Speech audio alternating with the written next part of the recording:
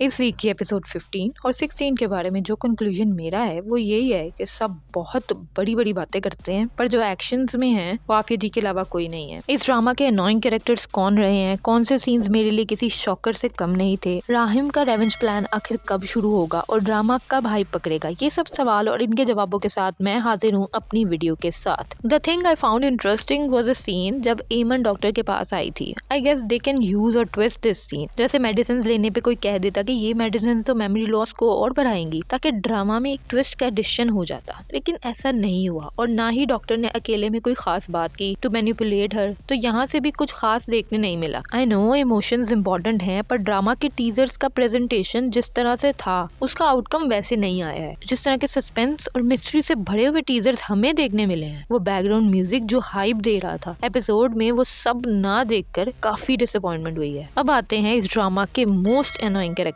पे, और वो है नन अदर देन माहीन। ये बंदी, इसका खुद का कोई ओपिनियन है नहीं, या आजकल के मीडिया की क्वेश्चनिंग न्यूज को फैक्ट समझ लेती है, जो कि काफी डम साउंड करता है। पहले न्यूज सुनकर बात करना बंद कर दी, फिर न्यूज सुनकर राहिम को लेकर परसेप्शन चेंज हो गई। अब राहिम इनोसेंट है क्योंकि न्यूज में ये बात आ गई है। बंदा पूछे you don't share a bond with Rahim. Start की एपिसोड में जो माइनर अंडरस्टैंडिंग दिखाई गई थी वो सारी अब की माहीन ने माइनस कर दी है, and she is really getting on my nerves. मैंने तो शुक्र मनाया था कि ये अपनी मॉम के साथ चली गई, लेकिन ड्रामा में हर इंडिविजुअल के सीन दिखाए जाते हैं, यहाँ तक के पुलिस ऑफिसर के भी, तो इसके भी दिखाए गए और काफी अनोइंग थे ये जब उसने अपना परसेप्शन चेंज कर दिया। आगे बढ़ते हैं एमन की बहन की तरफ। ड्रामा में रिश्तों की एक प्रेजेंटेशन होती है कि वो 20-25 दिनों का है या फिर बचपन का, और वो तभी निखर कर आता है जब डायलॉग्स अच्छे दिए जाएं। तो एमन की बहन का एक्यूजेशन ये चीज बहुत क्लियर कर रहा था कि वो दोनों किसी भी किस्म से एक दूसरे को जानती नहीं है। बचपन से साथ रहने पे एटलीस्ट सिबलिंग्स ये जानते हैं कि उनके भाई बहन डेयरिंग हैं, चालबाज हैं या फिर लालची हैं, और बहन की साइड से सीधा क्रिमिनल बोल देना इस चीज को दिखाता है कि वो अपनी बहन को जानती ही नहीं है, और ये चीज ड्रामा की बहुत खराब लग रही है। The thing that was a shocker for me was the scene जब एमन के घर पे पॉलिटिशियन ने अपना लॉयर भेजा था। आई वाज थिंकिंग कि वो राहिम की साइड से आए होंगे। मुझे लगा था राहिम अब एक्टिव हो गया है तो वो एमन की कहानी किसी और के थ्रू अच्छे से जानेगा, पर जब पॉलिटिशियन सामने आए तो मैं काफी शॉक थी। शॉक इसलिए क्योंकि अब तक की सारी एपिसोड में इनका कंट्रीब्यूशन बहुत कम रहा है, तो अचानक से इनको बातों के अलावा एक्शन में राहिम के खिलाफ खड़ा देखकर हैरानी होना जायज था। अब इसी सीन से कनेक्टेड थॉट जो मेरी राहिम को लेकर थी कि वो अब एक्टिव होगा, प्रूफ्स कलेक्ट करेगा, खुद को इनोसेंट प्रूव करेगा, ये सब तो नहीं हुआ, बट इसका एक छोटा सा इनिशिएट जरूर हुआ है। जब एमन के घर मुश्तइल अफराद ने हमला कर दिया था, राहिम ने पुलिस की हेल्प भेजी, which is a good initiative. ये हेल्प अब शो करवाती है कि राहिम अब भी एमन के लिए सॉफ्ट स्पॉट रखता है,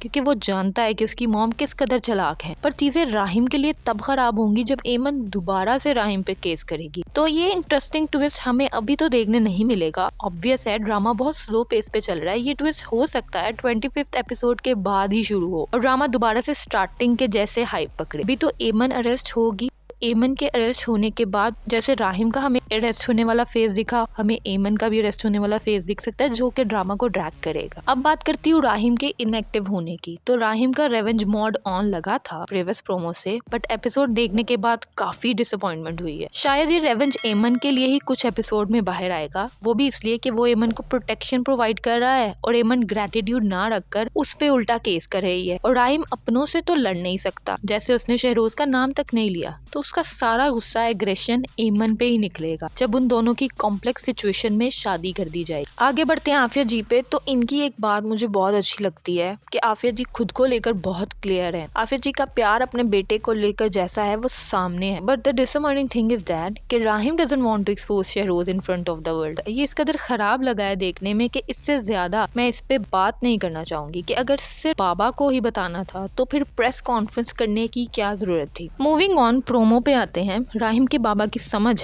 मेरी समझ से तो बाहर है। एमन को अरेस्ट करवाया जाएगा। इट्स ऑब्वियस कि अली नवाज ही ये सब चाहते हैं, and my hopes are not much high. Eman जरूर एंडिंग एपिसोड पे अरेस्ट होगी और हमें कुछ भी खास देखने नहीं मिलेगा, सिवाय छोटी मोटी प्लानिंग के जो आफिया जी की साइड से, अली नवाज और लॉयर की साइड से हमें देखने मिलेंगी, और बाकी सब लोग तो उन लोगों की प्लानिंग में गोल गोल घूमेंगे। सो दोस्तों, ये था मेरा एपिसोड का रिव्यू। एज अ व्यूअर मुझे लगता है कि आप सब मुझसे काफी तक एग्री भी करते होंगे about the annoying characters and about the slow pace of this story. मैं मिलूंगी आपसे ऐसी ही नई वीडियो के साथ। मुझे दीजिए इजाजत। बाय।